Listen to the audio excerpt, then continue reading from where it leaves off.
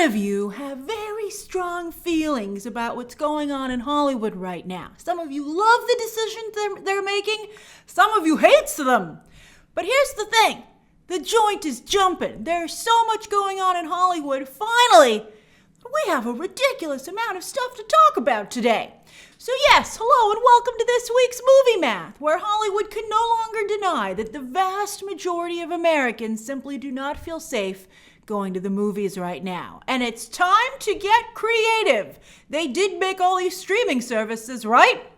Now please note, this is less about are we killing movie theaters and more how can we keep Hollywood alive with a revenue stream for the next 6 months or so? Theaters will come back.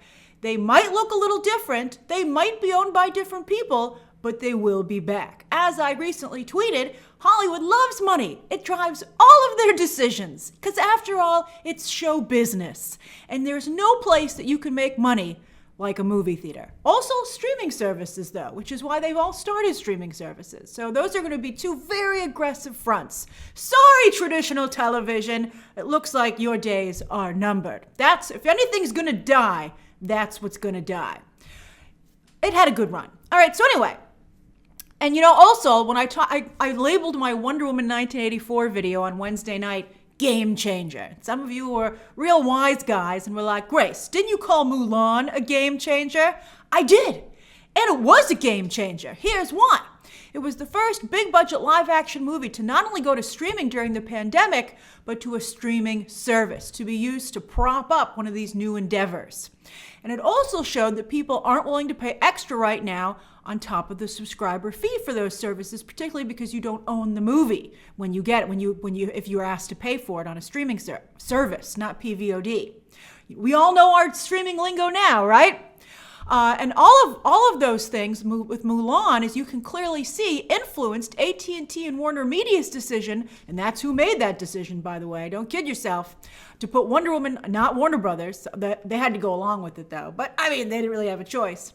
But Mulan, they watched Mulan stumble, and they've learned from that, and they've built on that folly for Wonder Woman 1984, which is on a streaming service, but no extra cost. Although Bob Chapek insists that Premier Access will live to fight another day, perhaps with Black Widow, that will make people absolutely furious. But will you still pay? I suspect a number of you will. So he would be really hated though. All right, so anyway, when it comes to theaters, what's the latest writing on the wall? Ooh, this might as well be written in blood. Because Jackie Chan's Vanguard from China debuted this weekend, taking 007's vacated release date, and opened at number 7 with less than $500,000. I thought it was fun. As I said in my review, I think it's the most worthy film to come out during the pandemic that's, for the big screen. It didn't have to open at number 1, but that's horrible. And what was number 1? Well, it's still Freaky. Universal's Freaky held on to the top spot, but fell 65% and has a 2-week total of 5.6 million domestic, 9.2 global. Global! Under 10 million global in 2 weeks. Oh my God. We'll talk about Wonder Woman 1984's global strategy in a minute, but clearly, audiences don't feel too comfortable going to the multiplex overseas either. Universal's deal with AMC for that 17-day theatrical window is also off to a very bad start, as the first feature to exercise it come play has made just 8 million domestic, 9.9 global, and couldn't even crack into the top 10 on iTunes this week when it just became available. That, to me, is the most alarming. Now, granted, there are no big names in come play. Sorry, Julian Jacobs, but Samara Weaving has taken your spot. Anyway, we'll see how Universal's Let Him Go and Freaky with bigger stars do with the 17-day window. And of course, there's the Croods 2 coming up as well, which opens this Wednesday in theaters, and Universal's actually spending a little money to advertise it. Oh my God, thank you, Universal. Do you plan to see the Croods 2 in theaters for Thanksgiving, or are you going to wait the 17 days? I think if you're not supposed to have a Thanksgiving dinner with a large group, I don't know if you're supposed to go to the movies, but of course, again, this is America, and it's your call, and you can do it if you want. So you can go see Croods in theaters on Wednesday this weekend, starting on Wednesday if you want to, or you can wait the 17 days. Now, Deadline is saying it's 30 days, which means it would drop on PVOD for actually on Christmas Day. I bet it drops a little bit earlier because Christmas Day has become awfully crowded and you get to play Goldilocks with 3 different options. Pixar Soul will be available only on Disney+. Suddenly, not the most exciting offer because of Warner Brothers. Okay, we'll talk about that in a moment. Then Sony's Monster Hunter just moved up to try and literally cash in on any traffic Wonder Woman 1984 might bring into theaters. But if you showed up to see Wonder Woman 1984, which I believe will be playing like what, every hour? Why would you go see the Monster Hunter then? But Sony feels there's money here. But Monster Hunter, by the way, will only be available in theaters. So we have one movie that's only on streaming and another that's only in theaters. And then Wonder Woman 1984, which is available to all on theaters and on HBO Max. And theaters are okay with this. Why is that? Well, it gets them new holiday fare, because if they weren't okay with this, Wonder Woman probably would have moved to summer 2021 as Warner Brothers wanted to do. Again, AT&T and Warner Media overruled them.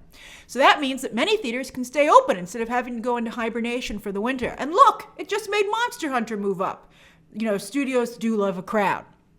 Also, Wonder Woman 1984 will only be available on HBO Max for a month, but it will stay in theaters after that. You better watch it every day for 30 days, but you could. I hope it's that good. I can't wait. And then Wonder Woman 1984 will then revert to a traditional theatrical window, which means it won't be available again on digital, starting out on PVOD, which means, again, for a purchase price, which will be around $25 until sometime in March. And then it'll eventually go to HBO Max again. And it's only available on HBO Max in the United States. This is a crazy part of the plan. I feel potentially a fatal part of the plan. But anyway, every other country you have to go see it in a movie theater. And to try and prevent piracy, Wonder Woman 1984 will therefore open a week early everywhere else, December 17th. That is, if your local theater is open and if you're willing to risk it. COVID is raging in Europe, so Asia might be Wonder Woman 1984's only real overseas play. But there is a lot of money, a lot of box office money in Asia, to be fair. And that also means that tons of spoilers will hit the internet starting December 17th, because even if a lot of people don't go, it only takes a couple of people to get that information out there. I personally think that to release Wonder Woman 1984 without an overseas digital component is going to make a lot of fans very angry. And the first Wonder Woman was a 50-50 split re-box office, although that's actually unusual. Usually it's about 70 to 60% foreign when it comes to big blockbusters.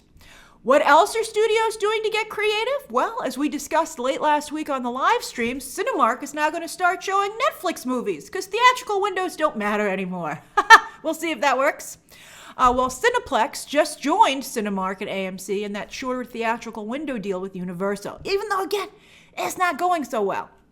But expect streaming services to be where all the action is for the next 6 months, with, again, Disney to likely try and regain dominance with their December 10th Disney Plus presentation after the Wonder Woman 1984 HBO Max bombshell. Disney's like, we are the captain. We got to go back in here. We got to get back in here and make some waves. And make some waves, I'm sure they will. As for what everyone's watching right now, audiences sure are spread out, boy. That's why, again, movies are so great, because it's focused all on one area. And again, I've seen some people also talk about the fact that when something hits digital, you don't have to watch it opening weekend, unless it's a big thing like Wonder Woman or Black Widow. That could maybe change the game a little bit. We'll see. So, I mean, it's not, people don't rush out to see something opening weekend like they do if it's a a theatrical experience. Anyway, over on Nielsen's streaming ratings, we're just finally getting to Borat's numbers now, and it's only number 8, despite all the headlines when it came out about what a massive hit it was. It's still incredibly hard to get an accurate read on how streaming content performs. Except, I guess, for boosts in subscriber numbers. That's the only real success factor we have right now. Over on iTunes, New Mutants and Unhinged, doing the regular theatrical window, finally hit PVOD and dominated the top 10, while Jackie Chan fared much better over here, teaming with Arnold Schwarzenegger. Disney Fox's David Copperfield also did the traditional theatrical window release strategy and debuted in the top 10 as it hit PVOD. Well, Elf is the first Christmas movie of the season to hit the top 10 on iTunes. Over on Netflix, The Crown is the new Queen's Gambit, although The Queen's Gambit is still doing quite well itself, while Kevin Hart's new comedy special, despite some criticism on the internet, debuted at number 2. The Princess Switch is the latest Christmas movie from Netflix, although apparently Netflix audiences are going through these fast, as Jingle Jangle is already almost out of the top 10. The Grinch, though, continues to hover higher up on the list. You know, it's also doing better on the iTunes list. It's about like 38, it's higher up than the Jim Carrey Grinch, and I do wonder if the Jim Carrey Grinch has finally been supplanted by this new one. I like both, although I've seen the Jim Carrey Grinch so many times, this year I am planning to watch the animated Grinch, which is just as delightful in my opinion. As for this coming week, Hollywood is serving up a big Thanksgiving feast for your eyeballs. On Tuesday, Netflix is still trying to make Hillbilly Elegy happen, and you can judge the film for yourself. Then on Wednesday, the day that they usually release movies for Thanksgiving, they're releasing two. The Croods 2 from Universal, but also Netflix's The Christmas Chronicles 2 will hit those Cinemark theaters. And it'll also debut on the streaming service.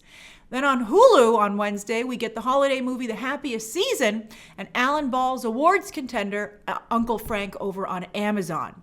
Then on Thanksgiving Day itself, HBO Max serves up the first 3 episodes of The Flight Attendant and Melissa McCarthy's latest movie, Superintelligence. But before you get too excited, remember that's one of the movies that her husband has directed. Uh-oh. Also, Netflix will debut another movie produced by the Russo brothers, action movie Mosul. I'm trying to pronounce it correctly. Mosul. So what have you been watching, and what do you plan to watch this coming week? Plus, what are you thinking for Christmas Day? And what do you think especially about Wonder Woman 1984, especially if you don't live in the United States?